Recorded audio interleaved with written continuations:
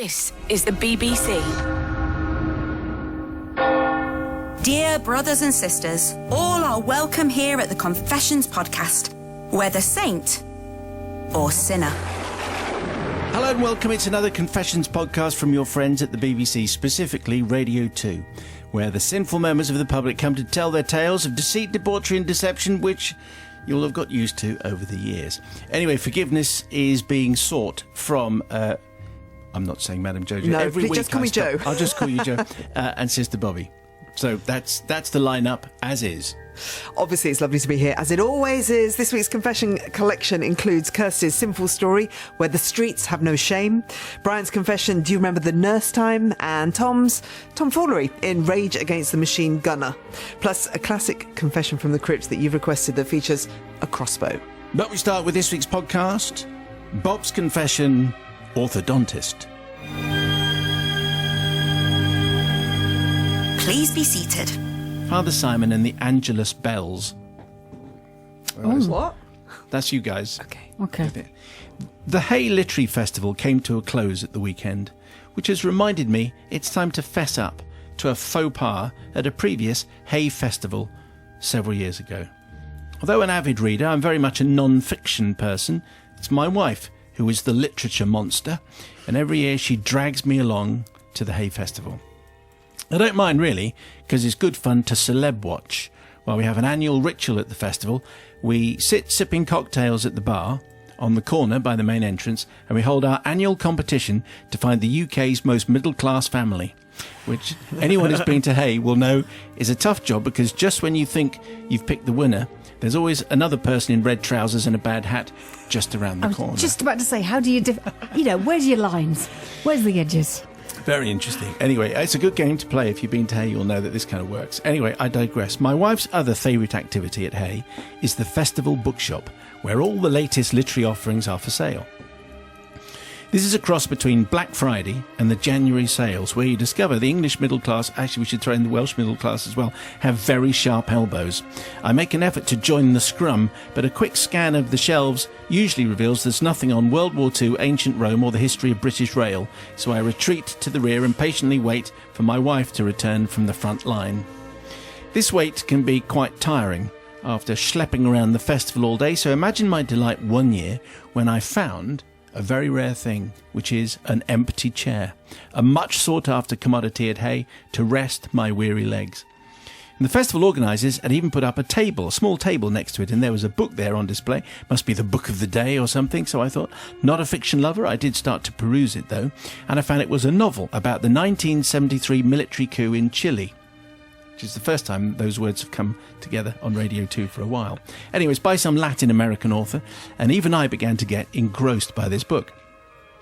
After only a few minutes, I became aware of this woman standing in front of me, just standing there. I gave her a cursory glance, and she gave me an expectant smile as though I should give her something. Momentarily puzzled, I then got annoyed. She wants my chair.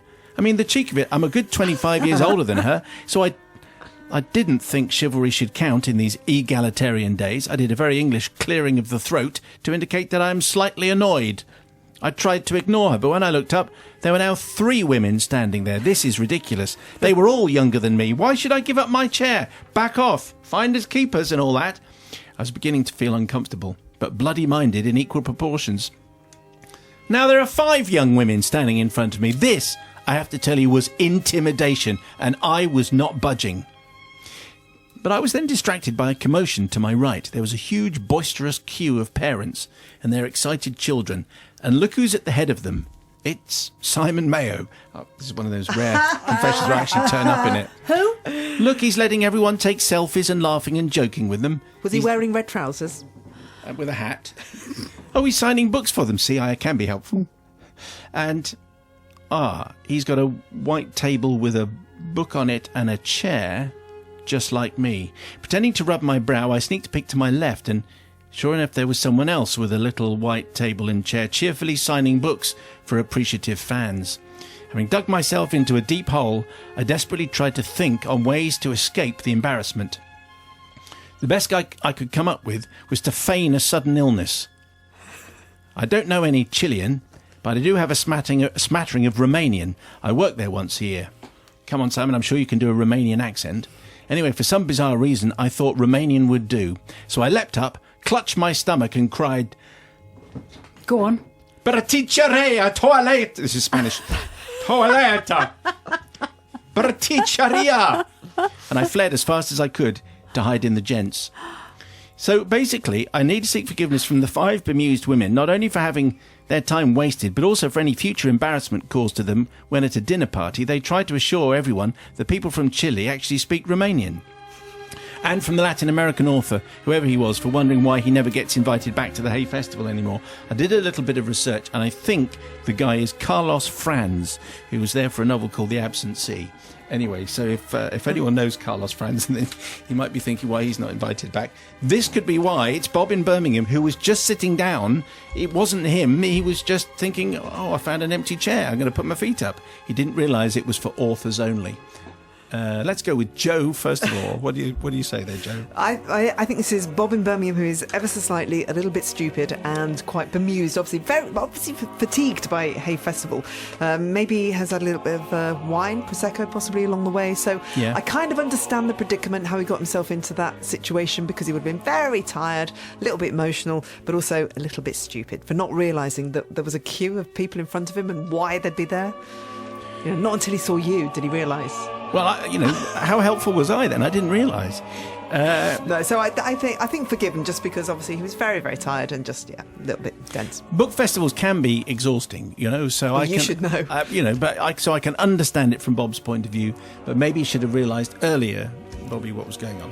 Oh, well, it's tricky. The thing is, Bob, it could have been so much worse. I thought you were going down the road of, I was so embarrassed and I didn't know what to do. So what I did is pretended to be Carlos Franz, the Chilean author. He could have just signed, couldn't he? Well, yeah, that's what normally happens on this show. So, that's been the history. So you didn't impersonate an author. So I think, actually, you can be forgiven for, there was an empty chair. Let's face it. No one needed it at that time. It was fine to use it. Of course, there was some entertainment. I don't know, somebody from the radio, whoever he was vaguely entertaining for you. So I think you did the right thing. And it's interesting that you were intimidated by the 5 young women because and you needed the chair first. I just wanted to say is you may be older, but they might have needed the chair also. But luckily they didn't, and you made your escape. So I think no harm done. Forgive yourself. The Confessions Podcast. I think this is quite a remarkable one, really. Father Simon and the Conscious Collective, pretty much. My tale begins at the turn of the millennium, when I said my I do's and I married my husband in January. However, for the past 18 years and 5 months we've been married, I've only lived with my husband for 14 months. For the majority of our marriage, I haven't even lived in the same county as my husband, let alone the same house. We split up in March 2001. I'm aware we should probably have got a divorce by now, but I'm an out of sight, out of mind girl, really, and I totally forget that I'm actually married. So this is promising already. This is quite confusing. 14 months together, right? Yeah, in 18 years they've been together for 14 months, okay, but they haven't seen each other before. I'd moved back to my small hometown in Staffordshire and had been happily living there uninterrupted for a few years. I must add that it being my hometown does mean that there are ghosts of ex-boyfriends past living within the vicinity, with one former boyfriend's family still residing in the next village along. I regularly saw said exes, let's call him Bill for ease. So his mum and dad, out and about, always had a catch-up. They told me what Bill had been up to over the years and that he'd recently remarried and moved away. I should stress that my estranged husband was still living up in West Yorkshire, although he was also from my hometown. I hadn't seen him in a while. Like I said, out of sight, out of mind. One morning I toddled off to my local supermarket, and as I walked through the door, I came face to face with my ex in the sandwich aisle. Is this ex-husband or ex-boyfriend? I'm on good terms with my exes, so I didn't think twice about wandering over to say hi. The subsequent conversation went something like this. Me. Hi, how you doing? Him. Great, thanks. Me. I hear you got married again. Him. Pardon? I say, I hear you got married again. Him, with a slightly confused look on his face. How could I? So I say, well, people do that now. It's not that rare. You shouldn't feel bad, He says, but I'm still married to you. Me going redder by the minute. Oh, yes, I forgot about that. Yes, Father Simon, I had actually failed to recognise my own husband. No! Who does that? He says, who told you I got married? So I say, trying to dig myself out of a horrible husband-shaped hole. A friend, obviously, when they said they'd heard my ex had got married, I assumed they meant you, but of course they couldn't have because, as you say, we're still married. I would have pointed that out to them had I remembered at the time. They must have meant another ex of mine. So he says, right, but you did recognise me. I am, after all, your husband. I'm sure by now, Simon, you can actually feel how much I was willing the floor to open up and save me from this hell. I couldn't actually admit that I hadn't recognised my husband. Or rather, I had recognised him, but as the wrong ex. So I thought swiftly on my feet and blamed the rumour on a fictitious friend to try and save my blushes. In my defence, I was seeing him out of context. That really doesn't work, Kirsty. The last I knew, he was still living up in West Yorkshire, but no, apparently he'd moved back a few months previously. Whereas Bill, who I mistook him for, was from the next village, and so obviously more likely to be bumped into. And this is really hopeless, Kirsty, and they both had short, dark hair. Please forgive me, I've obviously never admitted this to him, and my family take great pleasure in pointing out to everyone that they know that not only have we still never sorted out a divorce, but when I bumped into my husband, I didn't even recognise him and thought he was somebody else altogether. I'm hoping he doesn't listen to Radio 2, although I do now live up in South Yorkshire, so I'm less likely to bump into him again, and if I do, he'll be out of context again. I'll probably mistake him for the window cleaner or someone like that. Well, Kirsty, I think you're in all kinds of trouble there. First of all, I just cannot see how it is possible for anyone ever not to recognise the person that they're actually still married to, even if they're out of context and even if he's just got short brown hair like millions of other men. So that's not going to wash, I don't think, but let's see what Joe makes of all that. I'm really hoping he does listen to Radio 2, don't you? Yes. I mean, this is a situation, it's a whole heap of a hellish situation, to be honest with you, and you only have yourself to blame, so definitely not forgiven. You married the man, you didn't bother getting divorced from the man. He's got short brown hair, so have quite a lot of guys, but you were married to him, you were in love with him at one point, and you just, this is inexcusable, completely inexcusable. Even if you haven't seen him for a while, he's still your husband, just because he's in a supermarket. Not a boyfriend. No, so, totally unforgivable, but very funny.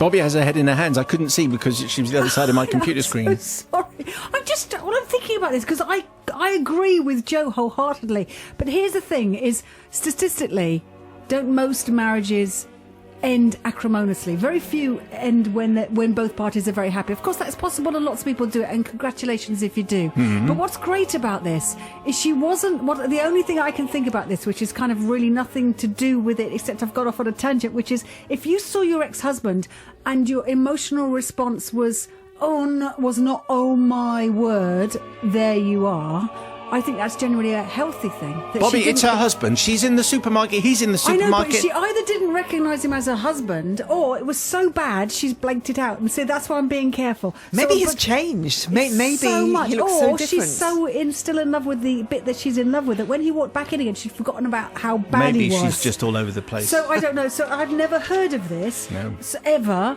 and I think on this occasion I'm going to forgive. Well, I'm shocked. I'm shocked, but I think there's something good about it. Bobby, how could you? Well, the only thing she needs to do, she needs to look at her will, because I think she's married to him, and he gets the house, and him too. Okay. Get a divorce. The Confessions Podcast. That was Kirsty's confession, where the streets have no shame, where Kirsty forgot what her actual husband looked like. How do you do that? I still think that may well produce some other confessions, where people admit to actually not recognising their children. Or their grandparents or something like that. Anyway, and Kirsty's shocking confession did cause a number of other... This is why I think we're going to get more stuff, because it caused a lot of people to spill the beans like this. This is Kate. Tonight's confession struck a chord many, many years ago. I was in town shopping with a boyfriend, walked around a corner, past a couple going the other direction. He nodded at me, I nodded back. I thought, I know his face from somewhere. Oh, yeah, then I realised... to know him, I used to be married to him. There you go. You see, that tends to prove that this kind of thing is happening quite a lot. Still to come, we dust off another confession from the crypt. This week, we revisit historical reenactments. And yes, there is a crossbow present. I realised that A, I was there on my own, and B, the crossbow hadn't been used yet. My hands clasped it with sheer lust, and I started to crank it up, ready for the shot. I have to say there aren't many confessions which are allowed to involve a crossbow. And lust. And lust. Imagine that. It's like a Linda LaPlante novel all at once. Right, Parish Notice Board time, where thoughts and musings and stories from the last 7 days in Confessions universe take place. And Joe, first of all, you've got a little bit of a notice in front of you there. I have here some Deep Confessions podcast love from Megan, which you know is always gratefully received. Megan begins. I just wanted to say how much I love the Confessions podcast. There you go, I like Megan. I've left a 5-star rating on Our Tunes, which I don't feel does it justice. You see, some things in life are priceless, but then there is the Confessions podcast on which no value can be placed. I do have one concern, and it's that I love to listen to the podcasts in one big hit. Like a sugar-starved kid, I tend to binge on them as they would sweets and fizzy pop. This wouldn't be so bad, except that I often do this on my wireless headphones as I walk by the sea. Lost in the podcast, I'm laughing, I'm grinning in such a way that the Cheshire Cat feels outdone. I'm doubled over in laughter, wondering whether I need to run in order to get a stitch to fix the split in my sides. And then the moment arrives. People are looking at me, and they are wondering if indeed I am sane. I'm worried I might get arrested for a breach of the peace, for when this likely event occurs, I need to request your help. You see, with the one phone call that I'm allowed, I'd like to ring Sister Bobby. Forget the leading QCs, she could reduce them all to not only a quivering wreck, but they would be shaking like a leaf in a wind tunnel, or a jelly on a record player, set at the wrong RPMs, and freedom would soon be mine. I think that's a very interesting point, because yes, if you had one phone call to make, call Bobby Pryor. Really? Yeah. That's scary and lovely, I think. I think I'm going to take that in the spirit that it was meant. Can I have your number? I haven't actually got it yet. I might need it, I feel. Of course you can. For those moments when you're stuck waiting for some travel information. The thing is, I'm always good at other people's problems, but my own, of course, like everyone else, rubbish. Is that right? Yeah. You can always call Bobby or me. You can always call Joe or me. Sorry. Okay, cool. We are available for counselling. All right. Okay. Anyway, you got something there, Bobby? Yeah, I do. I have this from Sue. After I heard Kirsty's confession, I just had to email you this story. It's all about a colleague of mine from some years ago. He lived in Nebraska in the USA, and both he and his wife worked around the world and were often away from home, but they did try to get home and spend weekends together if they could. On one occasion, Larry, my colleague, was returning home from the UK and rushing to get his connection at JFK Airport. He saw a woman walking towards him and he thought, she's nice. She smiled. He smiled. But he rushed on. He's a married man. He had a connection to catch. Suddenly heard, Larry! He stopped and turned. The lovely woman he had seen was now looking angrily at him. It was his wife. There you go. Out of context, you see. Wow. This has clearly happened, and I just thought that confession was really weird and no one would empathise with it, and it turns out... No, lots of people, they've all done it. Not us personally, none of us in this room right now have done it. You mean you haven't sort of got up and seen a strange guy at the breakfast table? Who's that there? No, but you've seen someone that you know or you think you know, lead singer of... U2? The Beatles? Rolling Stones? Why do we do this all the time? Wet. Motorcycle Emptiness. One Direction. No, motorcycle... Mannix. James Dean Bradfield. So I was in HMV. I used to DJ in HMV. And I saw... Did you? Yeah, I did. Yeah, one of the very few first women. Anyway, there was a guy looking at the newspapers and I went, hi, how are you? Thought he was from college and it wasn't. I walked away and he looked at me bluntly. I thought I was weird. Went to my, record decks and I thought, oh no, you're the lead singer from the Mannix. And I couldn't remember his name. And of course, he just must have thought I was a mental fan. Because if you're a girl, you can't like music without falling in love with the singer, can you? As we established this week, yes. So there you go. It happens that way around. I've learned something brand new about Bobby Pryor. Another skill. Hey, wait, if Joe and I are off, why don't you just run the show? I couldn't do it. I can't do this by myself. Do the show and travel at the same time. No. Anyway, another tat request here from loyal podcaster Phoebe. Says, I've been an avid fan of yours for about 2 years since my dad introduced me to your hilarious show after my weekly piano lessons. I have a feeling that a few of the people on my bus have been looking a bit confused as I laugh hysterically to numerous podcasts from over the years. I hope my love for your show will pass through the family, starting with my mum. I've taken her phone to subscribe her to your madly lovable show. See the evidence here. And there is actually, we've got a photo from the phone It's a screenshot. Oh, subscribed, right? Yes, absolutely. I think this deserves a car sticker or any objects of your wise collective's choice. Have we got some tat? A Biggest Weekend T-shirt. That's what you're going to get. And you can always wear it as a nightshirt if you don't wear it out in public. Do you think it's oversized? They normally are, aren't Yeah, they? they These things. They're normally either teeny, are. Yeah. teeny, tiny or else massive. Anyway, Phoebe will send you something. Okay, remember, if you do want to get in touch with the podcast, you might have a confession of your own, which we'd love to hear, or you might want to request a classic one that made you laugh very loudly. Or maybe you've just managed to sneakily subscribe your mates to the podcast and you want to boast about it. Then all you have to do is email confessions@bbc.co.uk. Now, inevitably, it's time for the sleazy part of the notice board, the non-compliant confessions that we could never read out on the radio. It's a bit of an animal special this week, so Bobby's going to really love this one particularly. Sarah, your story about an innocent walk in the woods with your dog, and then the not-so-innocent incident with the squirrel, was almost forgivable, right up until the point you lied to a fellow dog walker that you'd found the squirrel dead already. Own up to your dog's sins like a grown-up, Sarah. It's really difficult because dogs... You've been there, haven't you? Well, no, not in the end, but it's what dogs do. They see things that run and they run after, and you just willing the squirrel to run faster. It is just nature. Well, but I still feel sorry for them. I distinctly remember my sausage dog murdering the rabbit of my friend next door. A sausage dog? Sausage dog. They're quite savage, sausage dogs. Really? Yeah. But my friend next door had a little rabbit in a cage, and then she let it out in the garden. Why would you do that? Did you own up? Well, no, it was, hell broke loose. We were chasing it around. It was like Tom and Jerry, chasing the dachshunds, chasing the rabbit. No, because But the dachshund got to the rabbit before we could get to the dachshund. That's not Tom and Jerry. They live afterwards. Yeah, this one didn't. It ended badly. Yeah. We can't even actually hint at Fifi's tale concerning the goats her family kept and a surprise curry one night. Ooh. But needless to say, you're going straight to hell. I think that's a little harsh, Fifi, but anyway, it's obviously so bad. That's all I've just got the 3 lines. That's it. When I say 3 lines, not 3 lions. It's not a Bedelia Skinner reference. Patsy, your story about your horse Kitty being spooked by lightning when you're out riding was sympathetic, right up until the bit where you led Kitty to a neighbour's open garage for shelter. Another lightning bolt led Kitty to do some business there, which you then both shamelessly left for your neighbour to find the next day. I have to say, I think that's fine. What was wrong with that? Why is that not acceptable? Well, the thing is, she should have really cleared it up, shouldn't she? Yeah, but that's all right. Okay. Anyway, 2 of those were not okay. The last one, I think, might have squeezed through. Anyway, if you've got something for us, confessions@bbc.co.uk. And after a quick wash of our hands, it's time to get back to this week's confessions. And here's Tom with Rage Against the Machine Gunner. The Confessions Podcast. Tonight's comes from Tom. There is an almost impossible accent for me to do in this, but I'm just going to brazen. Maybe you won't even notice. It'll be that good. Okay. A few years ago, says Tom, I was working part-time as a volunteer special police constable, which gave me the freedom to pursue my acting career as a film and TV extra. Whilst completing the online application form to join the extras agency, I was asked what uniforms I had in position and what special skills I had. Well, as well as a police uniform, I remembered my parents had my great-uncle's World War II RAF uniform and Grandad's military uniform in the loft. So I ticked the relevant boxes and scrolled down to the special skills bit. Do you have firearms training, it said.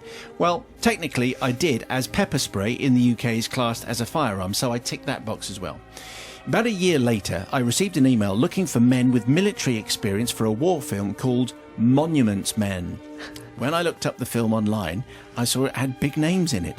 George Clooney, Matt Damon, Bill Murray, John Goodman, to name but a few. I wrote back to my agency as quick as I could, at the same time thinking how hard could the role of a military extra be? Bit of marching around, standing to attention, that's going to be straightforward. Right? Wrong. The filming day came around, and no sooner had I arrived than I was quickly whisked off to costume and makeup to be transformed into a German soldier. Each of us were handed fake rifles and heavy equipment belts, and then pointed towards an area with thick trees and thick bushes on one side and a grass road-like clearing on the other. John Goodman was wandering around reciting his lines out loud when suddenly, literally out of nowhere, George Clooney appeared in front of me. He looked me up and down and energetically shouted, well, it's just really standard American, okay? It's just standard American voice. Say, I hope you're ready and psyched up for this scene. You look fantastic. It's What do like you James think? Stewart was there. It's just like James Stewart. Well, standard American actor. Fits. Anyway, George will appear again in a moment. Of course, I said, but in fact I had absolutely no idea what was expected of me.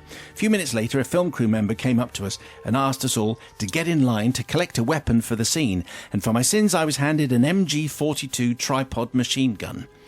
Have you ever used one of these before? I was asked, and of course I said yes.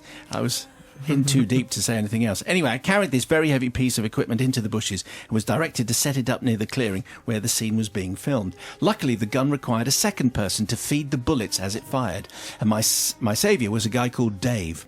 Dave and I set the gun up together, him doing most of the work because, unlike me, he actually knew what he was doing. Dave obviously sensed my fear because he immediately said, "You've never used one of these before, have you?" Not recently," I replied defensively. Dave sighed and said, "Do you want to feed the bullets through and I'll operate the gun?" So I nodded sheepishly, and Dave gave me a quick lesson on how to hold the bullets and the importance of keeping them straight. "Whatever you do," he says, "do not jam the gun. Keep the bullet chain straight." That was his instruction. Then George Clooney appeared again. Oh, great. And George, I should mention, was also directing the film. He stood in front of the bush, which by that time was filled with around 15 soldiers, all holding their guns ready for the scene to start. But when he spoke this time, he wasn't quite as jovial. All right. "Say, listen up, everybody. There are over $1 million of pyrotechnics about to go strapped to them trees and them bushes around you." He comes from Texas. "You have one chance to get this scene right. Do not mess this up." What do you think? Close? I could be doing an espresso ad next.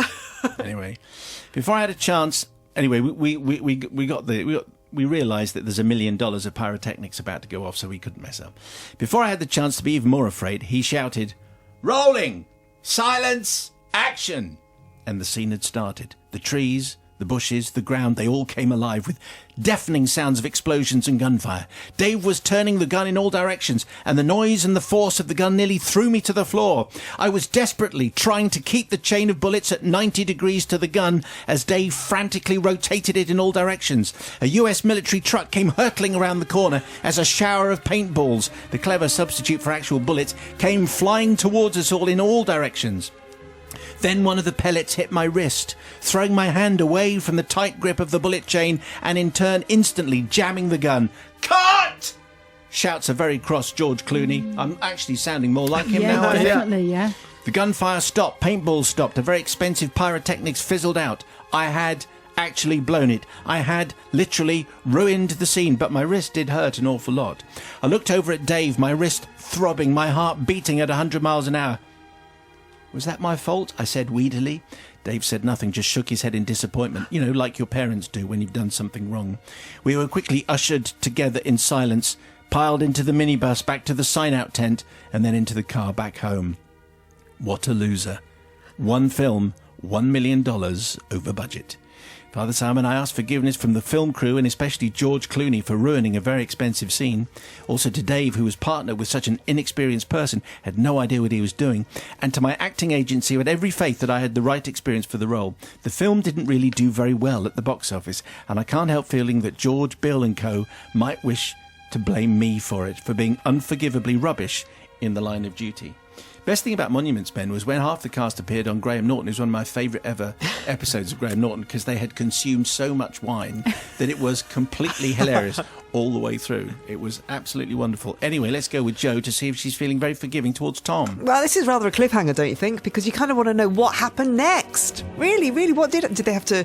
I presume they didn't reshoot the whole thing. How did they edit around it? I don't know. What did they do? Unless George was actually lying, it can't have been $1 million of pyrotechnics, can it? Bet it was. Right. He's got quite a lot of money, a lot of coffee adverts and all that. No, I mean, this just shows that, deceit never works. It's never worth it. But so he should never have gone into this. He should never have kind of pretended that he actually had any military experience in the first place because he just ruined the whole film. And, if you do anything to upset George Clooney, that is not allowed. All right, that's the unforgivable sin. I just love George. I'm torn between two things, because first of all, no, you shouldn't really lie where it comes to kind of special skills with guns and things. So, I mean, look, there's many supporting artists, and they are brilliant. Can I just say, the film industry gets by on brilliant supporting artists. They are the grouting.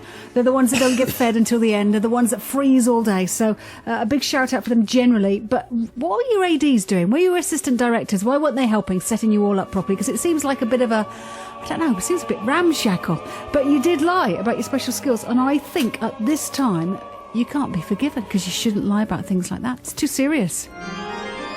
The Confessions Podcast. Brian says, a little bit of a warning, I suppose, if you're having your tea. Oh. Possibly. Really? Well, it's only a little bit Put it back in the oven. revolting. Reverend Simon and the Heavenly Team, says Brian, this confession goes back to an incident that occurred just shortly after I qualified as a nurse, some 30 years ago. On the fateful day in question, I was left in charge of an elderly care ward and was tasked to run this place like clockwork. Before the entrance of the sister in charge came the change of shifts at lunchtime. Now, nothing was going to stop me in my quest to have the whole ward spick and span in full working order, with every patient spit polished. Nice. It's a long time ago.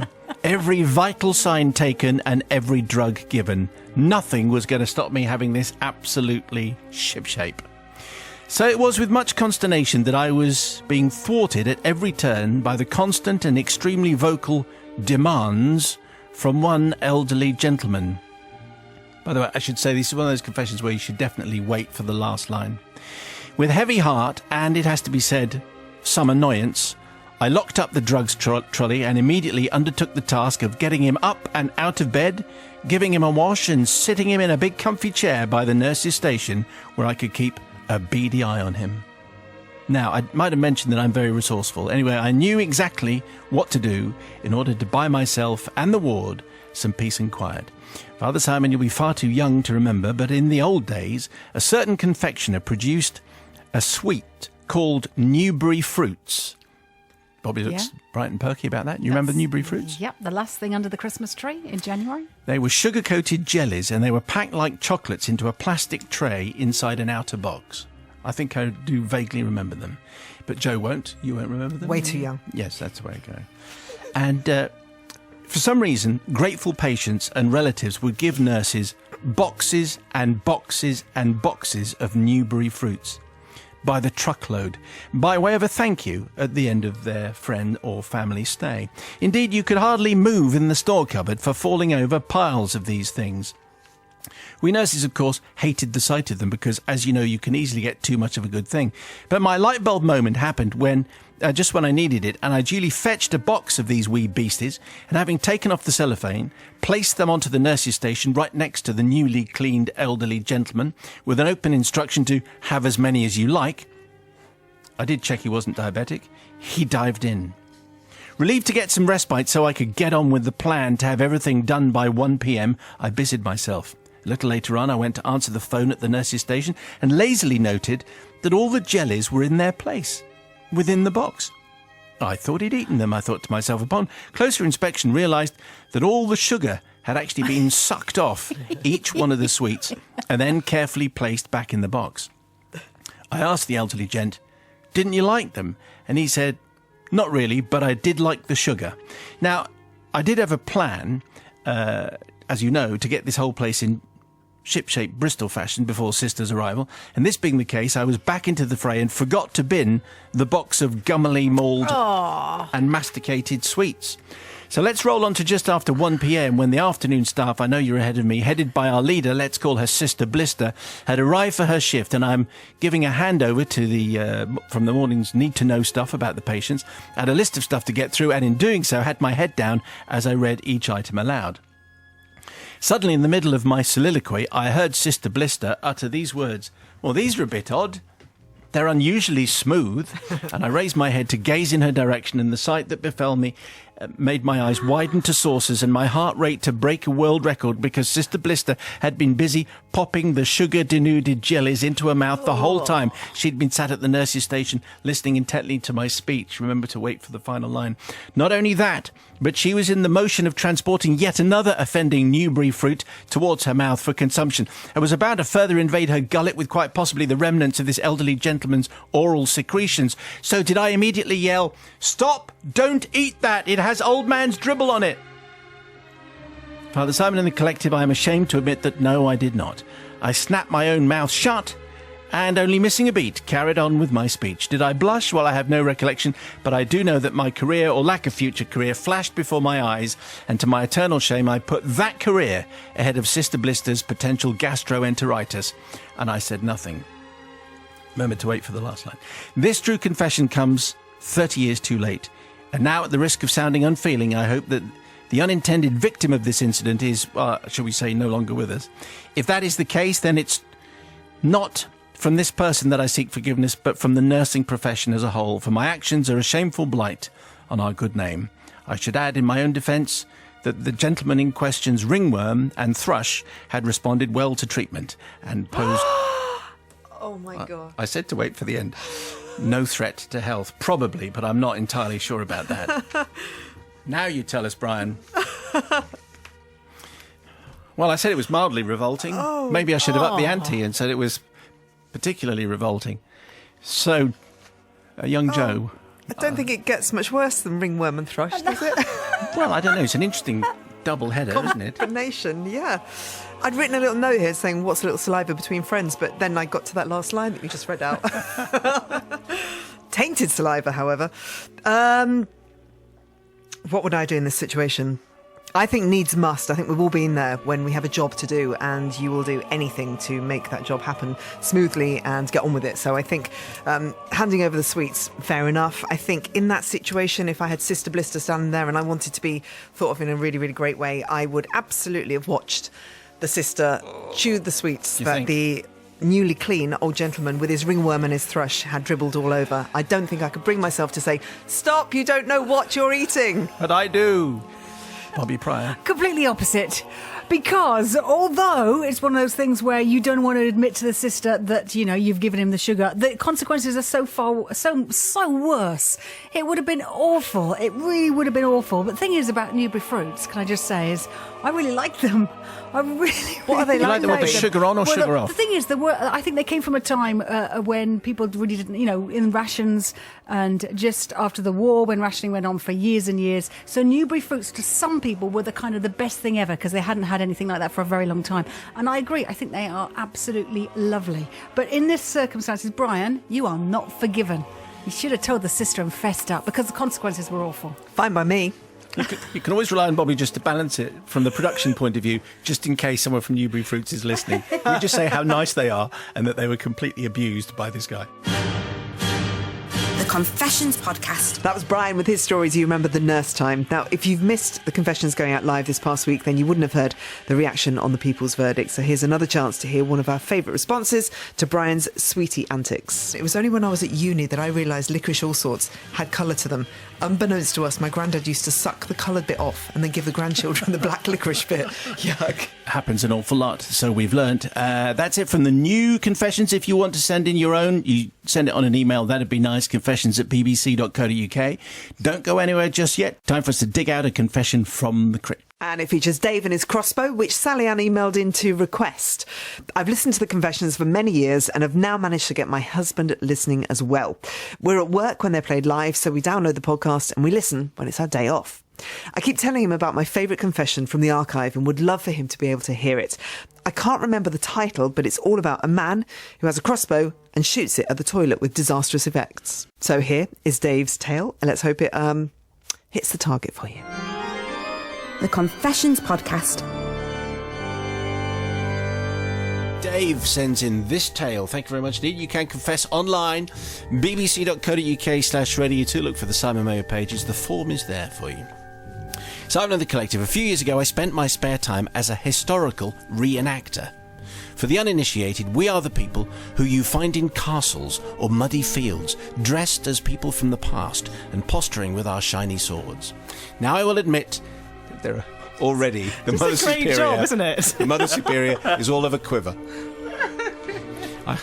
I think you're not forgiven, Dave, whatever it is that's coming. Whatever it is, Dave. Yeah. You're a historical reenactor. You're not forgiven. Now, I will admit that there are quite a few times when I push the boundaries and should beg forgiveness for a couple of minor confessions. A coconut left in a display of medieval English fruit, and a small stuffed rabbit toy used in anger during the Battle of Hastings, to name but two. There you go. Underreported, I think, then. One Friday in the early 90s, we were due to go and occupy a castle on the coast. I haven't seen that line before. Oh, Dave.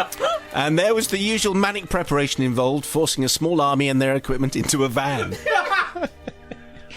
Part of my task involved me going round to my friend Nigel's house to pick up his stuff as he was at work.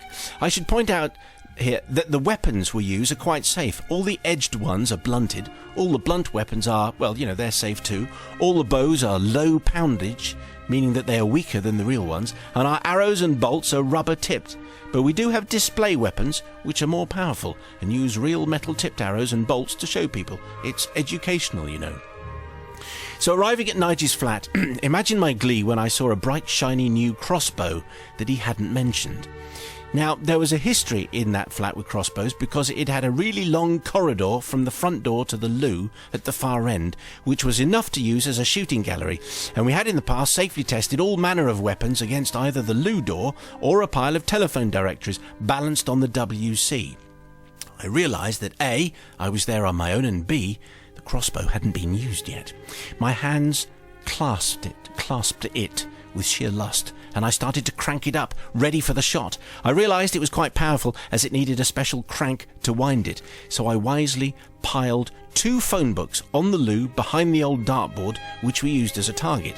Then I aimed and shot. There was a thwack, and the bolt sailed through the directories and was brought up sharply by the cistern behind it. I was both spooked and enraptured at the same time, quickly assessed the damage: a slightly bent tip to the bolt, easily straightened, a hole in the dartboard, quickly filled, and a barely seen hairline crack in the cistern that had obviously been there before and was therefore nothing to do with me. I set up for a second shot, but realising the time, replaced the hold directories at the bottom of the pile, grabbed what I needed to, and left the crossbow exactly where I had found it, albeit ready to shoot. Time passed. We had a nice trip to the coast, occupying the castle. We got to the site, but it was then that I realised that Nige was missing. "Oh, he had to stay behind. His toilets exploded," said someone matter-of-factly. I gulped. "Silly fool was practising with that new crossbow he ordered," said somebody else. "He shot the loo and it exploded." "Oh, really?" I said. "Yeah, he's trying to get a plumber or a new loo from somewhere, so he might not be with us this weekend." It turned out that when Nigel had gone home, he had also looked at the crossbow, and the same thought as me. He'd cranked it up really hard. After all, it had just been sent from the maker, and they'd never send it cranked up through the post. How powerful his shot from the double-cranked crossbow would have been is probably best not thought about. The bolt flew straight through the dartboard, which it destroyed, through 2 telephone directories, the thick ones, which it destroyed, through the cistern, which could take no more and shattered, the back of the cistern destroyed, a pipe hole bent and useless, and through the wall and into the back garden, where it scared a cat and sank into the lawn. I would like to appeal to your collective and beg forgiveness. To Nigel, who had to spend the weekend fitting a toilet, to his landlord, who had a leaky loo to deal with, the cat who developed a nervous fear of the garden, and to the maker of the crossbow, who had to fend off irate phone calls from Nigel about sending wound-up crossbows through the post. Most of all, I'd like to beg the forgiveness of the crossbow, which was never the same again, and only ever managed 2 decent shots in its short existence before it broke a couple of weeks later. Dave, the historical reenactor, needs the forgiveness of Sister Rebecca first of all. I thought at one point that he was going to say that Nige had been killed. That's why he hadn't turned up. You know, the crossbow had gone off when he came home. I might have left while he was sitting on the loo. Or something like that. If that was the case, I might have left that bit out. Well, we might not have chosen that confession, possibly. That is also correct, because it wouldn't have got through the Committee of Compliance. None with death. not very we don't funny. do the one That's with death. actually Rule 6. Anyway, I don't think this is necessarily Dave's fault, because I know he'd already cranked the crossbow, but Nige did crank it again, and who knows, it could have happened anyway. So I think it wasn't his fault, and it was just as much Nigel's fault, and he was just unlucky. So Dave is entirely forgiven. Well, this is the turn up for the books, Mother Superior. Well, this is one of my favourite confessions ever.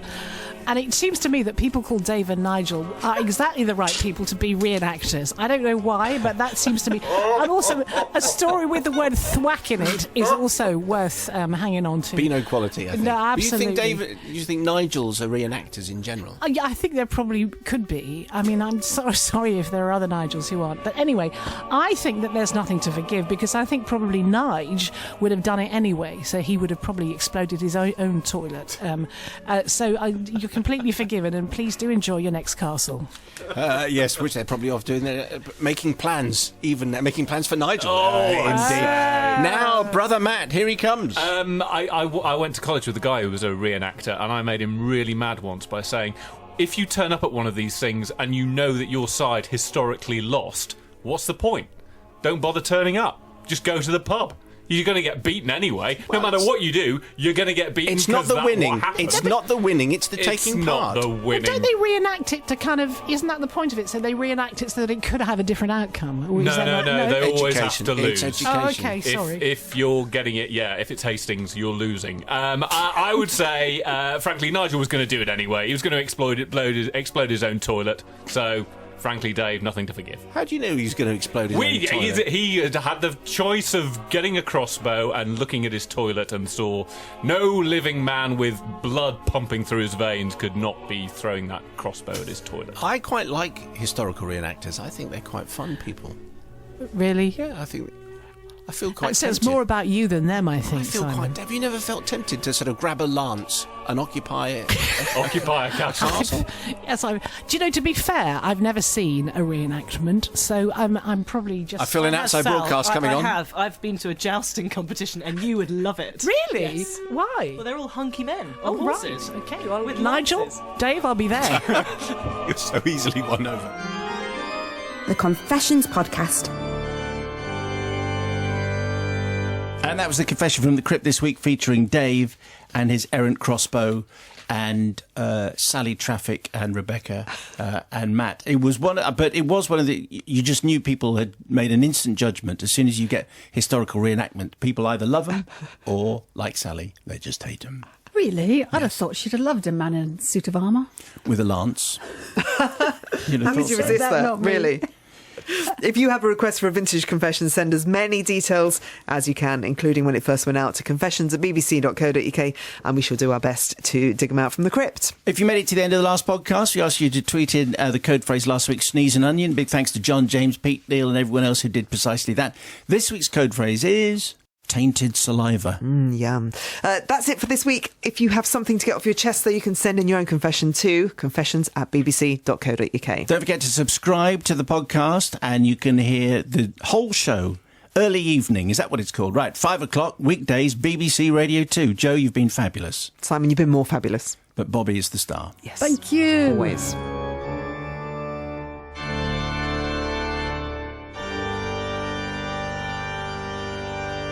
The Confessions Podcast. Go in peace.